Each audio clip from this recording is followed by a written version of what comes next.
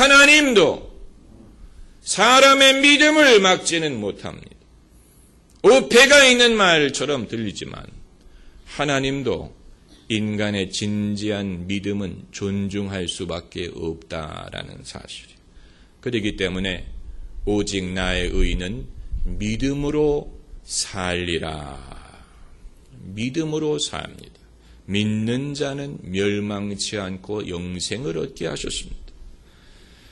이와 같은 예수님의 말씀을 오늘날 우리가 바로 이해하고 적용하고 가르치는 것이 얼마나 중요한지 모릅니다. 예수님의 말씀은 예수님의 말씀으로 가르쳐야지.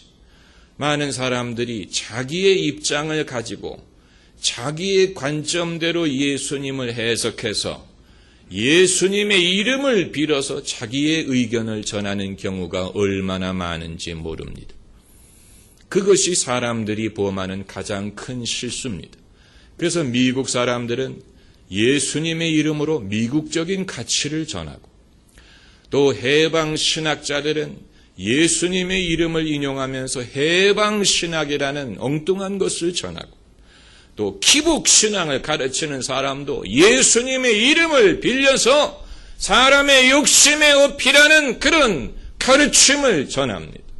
사람마다 자기의 경험과 자기의 생각과 자기의 의견을 예수님의 이름을 빌려서 전하는데, 그러나 예수님의 말씀을 예수님의 말씀으로 놔드려야 됩니다.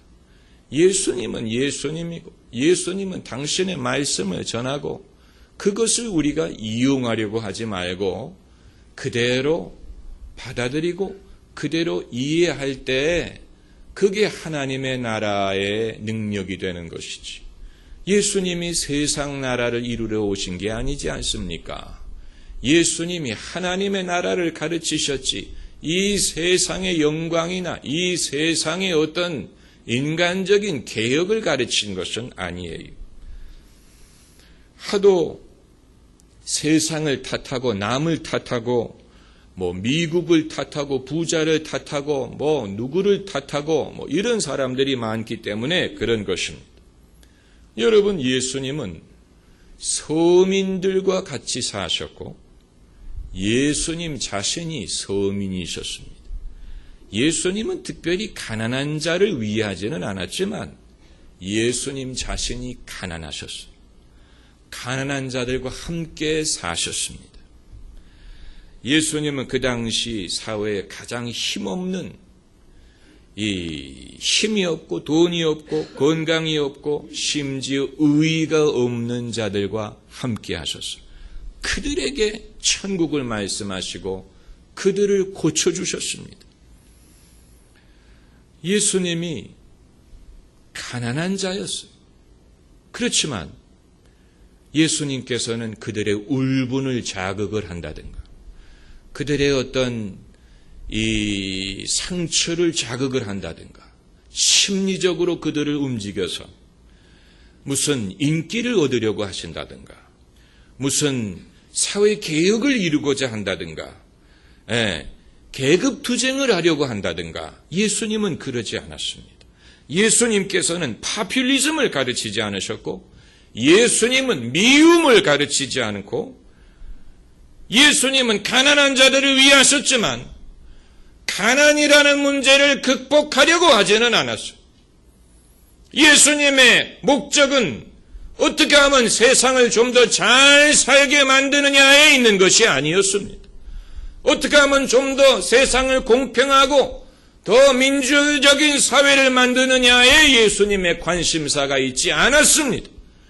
내 나라는 이 세상에 속한 것이 아니니라 고 말씀하시고 너희가 하나님의 나라에 들어가려면 거듭나야 된다 그러셨고 성령으로 거듭나야 된다고 말씀하시고 돌이켜 어린아이와 같이 되지 아니하면 천국에 들어가지 못하리라 말씀하셨습니다.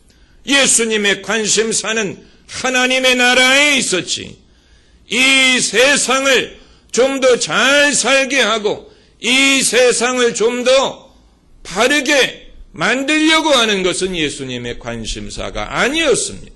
만약에 그것이 예수님의 관심사였다면 3년 반은 너무 짧은 것입니다. 35년을 해도 부족합니다. 그러나 예수님은 3년 반 공생애를 사시고 십자가를 지셨어요.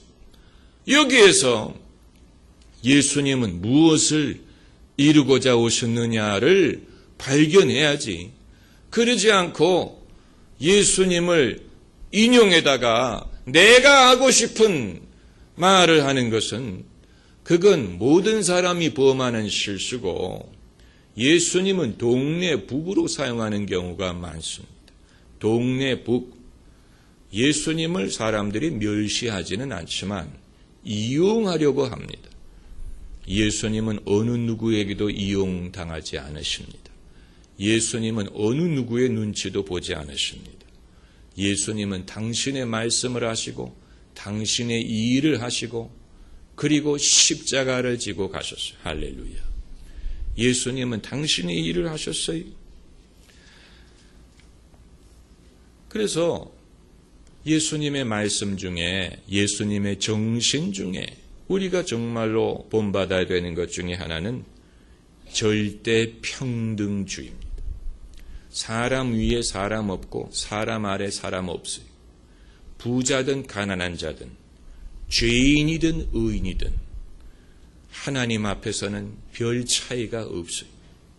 이방인이든 유대인이든 하나님이 찾으시는 것은 믿음이었어요.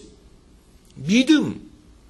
천국에 들어가는 길은 믿음이 절대적인 평등입니다.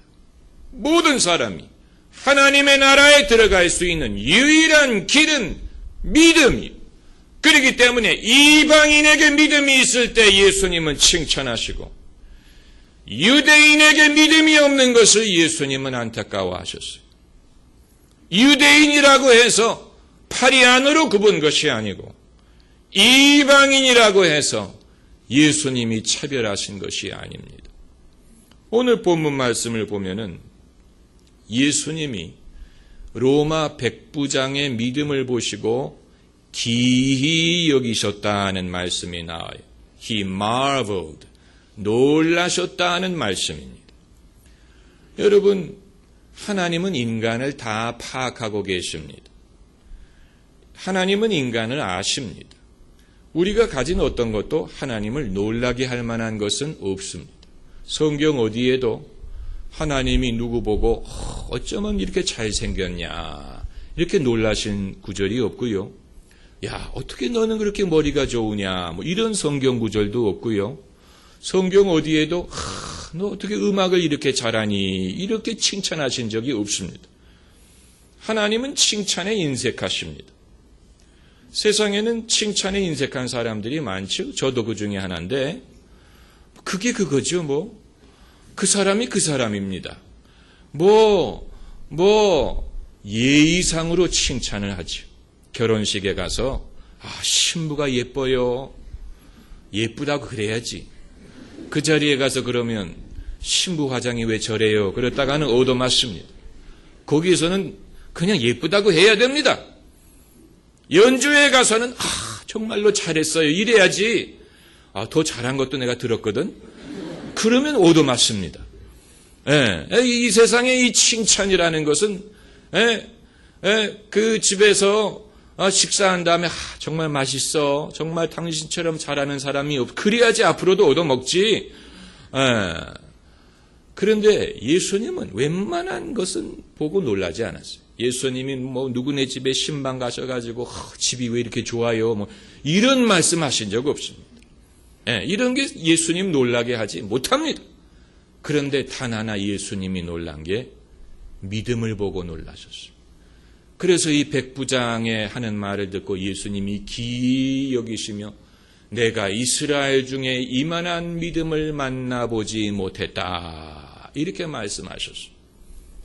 여러분, 이 백부장이 이런 믿음을 가질 수 있었던 비결이 어디 있습니까?